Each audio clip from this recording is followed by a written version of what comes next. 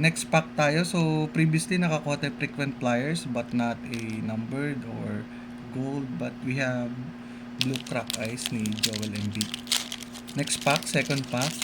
So, guaranteed na may ano daw may blue crack ice per pack. So, 6 is yung base card. Si Christian Wood.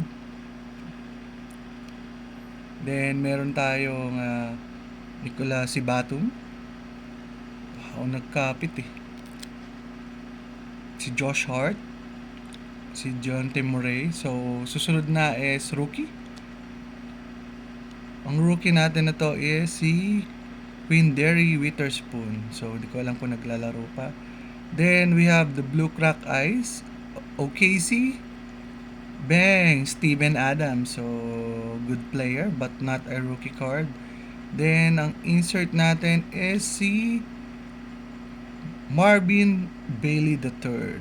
Ayun. NBA Hoops. Got ano yun? Get on the way ata ang nakalagay.